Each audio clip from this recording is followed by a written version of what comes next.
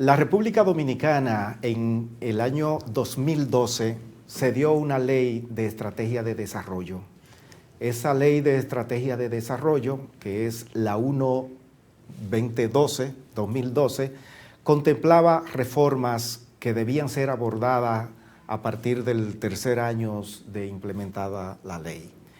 Eso no se ha producido, todo está pendiente. 12 años Tres después. Reformas fundamentales que se entendían, que eran la reforma eléctrica, la reforma fiscal y o tributaria en este caso, y la reforma constitucional se ha agregado últimamente para ver el tema de la reelección.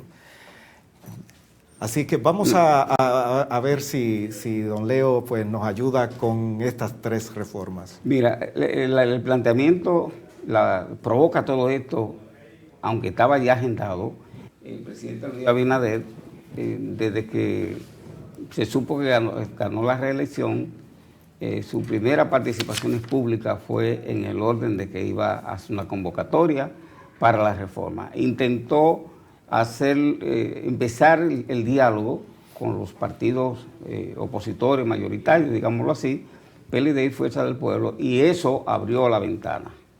Se está planteando, y en la última presentación que hizo el presidente Luis Abinader, me gustó mucho que planteó para 4 años, porque si se aborda esa canasta de reforma que está planteada ahí, que está pendiente, en un mismo proceso se puede empantanar la situación, es decir, puede producir un empantanamiento que no avance en la reforma, porque hay parte de ellas que son bastante conflictivas y hay otras que si se trabajan diferenciadas, pero con una visión articuladora, que es lo que yo creo que debería hacer el equipo técnico del gobierno, es decir, preparar la canasta de todas las reformas necesarias, los contenidos, y entonces decir con cuál encauzamos primero. La reforma constitucional no es una emergencia para que el pueblo coma. Esa es una reforma que el presidente Abinader la puede hacer durante los 4 años y deja que las pasiones políticas bajen un poco, que todavía están muy recientes, sobre todo los perdedores de las elecciones recién pasadas. Esas heridas tienen que sanar un poco y si dejamos pasar un tiempo va a haber un escenario distinto al de ahora para abordarla. Ahora, ciertamente como tú señalas, en el 2015 estaba proyectado que debió hacerse la reforma fiscal en la República Dominicana, contemplada en la Estrategia Nacional de Desarrollo 2030, entendiendo el país que queremos el 2030. Si tú quieres un país, si tú quieres una situación a tal época, tú tienes que ir agendando y haciendo las cosas para ir acumulando, para cuando llegue la fecha, tú estar donde tú dices que quieres estar. 12 años después de aprobar la ley de Estrategia Nacional de Desarrollo, en algunos elementos se ha avanzado, pero las 3 reformas que estaban planteadas, la reforma educativa, la reforma eléctrica y la reforma fiscal, que eran 3 situaciones complicadas para que empezara a caminar la gobernanza y la efectividad de la gobernanza. La primera, la educativa, terminó siendo motrenca por el resultado.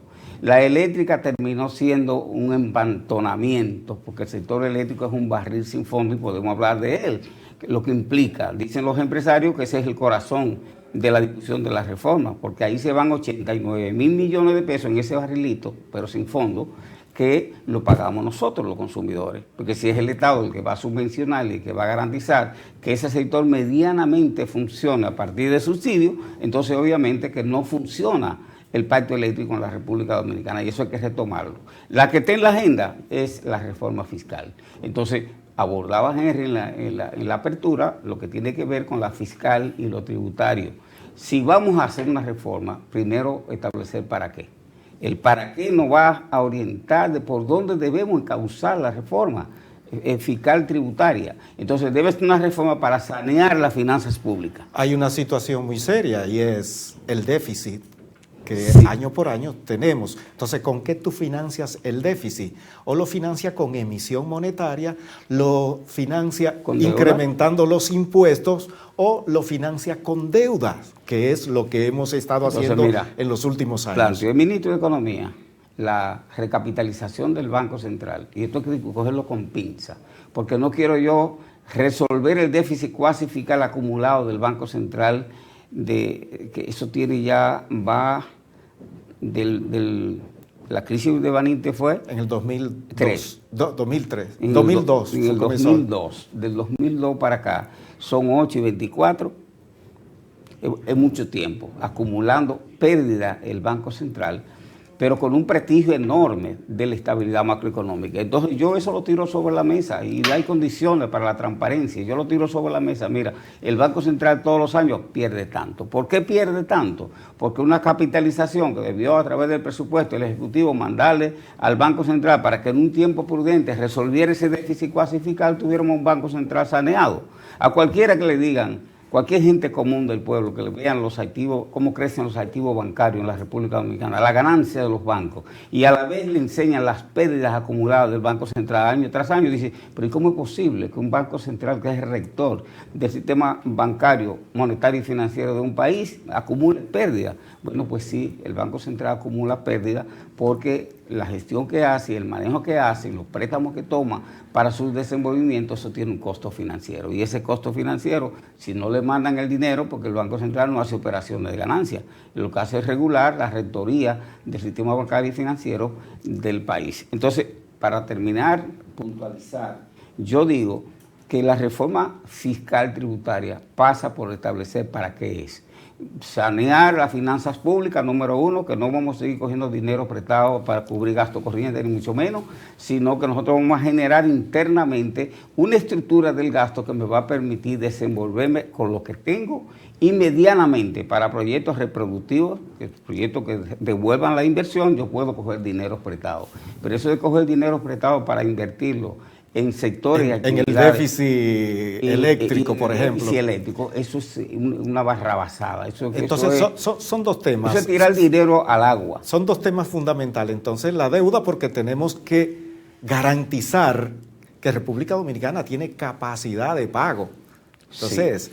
Esa es una situación. Pero tú sabes de dónde viene la solvencia de pago de un país, de su estructura productiva. Es decir, el crecimiento del producto y los datos que se tienen de la estabilidad macroeconómica es lo que te da un cálculo de riesgo en las calculadoras de riesgo, en la calificadora de riesgo a nivel internacional, tienen a República Dominicana en un buen papel. Pero ¿qué te aporta valor? Nosotros nos estamos desindustrializando. Lo que te da es una puerta para tú vender papeles y recibir papeles, que sería dólar, papeles firmados, que son los bonos, contra billetes verdes, que son dólares que vienen para el Banco Central o que vienen para programas específicos. Entonces, esa es la discusión que hay que hacer.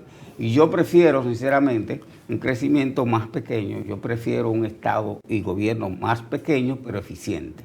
Y porque esa eficiencia a largo plazo se va a transferir al bienestar colectivo, que las políticas públicas, desde la más simple hasta la más compleja, debe estar orientada al bienestar colectivo, no al bienestar corporativo, ni a la abundancia de sectores específicos y a grupos de intereses, sino a la nación toda, y ahí están los ricos y están los pobres. Siempre unos recibirán más que otros, pero por favor, la calamidad que vive una franja de un 30% de la población dominicana en el siglo XXI, eso hay que resolverlo. Ese nivel de pobreza extrema en la zona fronteriza de casi un 10% de pobreza extrema, eso hay que resolverlo. Pero eso no se resuelve en los medios de comunicación ni con papel, eso se resuelve invirtiendo en los elementos que ya nosotros hemos señalado, que son los indicadores del desarrollo. Entonces, yo no estoy muy positivo entonces con el tema, porque nosotros tenemos una crisis de liderazgo. O sea, sí. Sí. No hay un líder ni hay un armador, estaremos llamando a Agripino del más allá, pero no hay un armador, entonces el liderazgo es completamente político. Entonces, el presidente llama a diálogo, pero inmediatamente va a suceder lo que sucedió en el 2019, 2017, que el PRM se retira del diálogo, que no hay pacto eléctrico, no hay ningún tipo de pacto, el Congreso con las tres causales para decir un tema cualquiera, no se ponen de acuerdo. ¿Te das cuenta? Entonces, que es una agenda muy llena, muy llena. Y esa agenda llena, con unas elecciones recién pasadas, gente que quería decir cosas que no pudo decir del proceso electoral, no pudo decirlo porque yo pienso, y no tiene tanta trascendencia para el análisis que estamos haciendo, yo pienso que se llamaba David Martínez, a Luis Abinader, tumbó muchas cosas, no solamente en el PLD, sino tumbó muchas cosas también en la Fuerza del Pueblo, de aguas turbias que se estaban moviendo por abajo, y se generó un ambiente diferente. Entonces el presidente debió proveer eso. No hay líder en la República Dominicana que pueda armonizar la diversidad de los intereses. Luis Abinader se va convirtiendo, ya es el líder del PRM, ya lo habíamos dicho anteriormente, sin duda es el líder político del PRM, pero Luis Abinader dice que no va a ser presidente después del 2028 y se necesita convertirlo entonces en un líder político de la nación. Ya él se va convirtiendo en el pueblo en sí, en un líder, porque la aceptación que ha tenido, la votación que tuvo, quiere decir que el pueblo lo ve como ciertamente como un político gobernante que se va convirtiendo de más en más en un líder político. Pero un líder político es aquel que tiene la capacidad, la paciencia de los momentos más difíciles, transferirle el optimismo racional que demanda un país para poder encauzar el desarrollo. La inflación de mayo, dice el Banco Central, fue de menos 0.04% y con una inflación acumulada, anualizada, de mayo a mayo, de un 3.20%. ¿Qué nos dice eso en las finanzas dominicanas? Eso nos dice que no hay armonía entre el índice con el que mide el Banco Central la tasa inflacionaria y la realidad en la adquisición de los bienes y servicios de la población.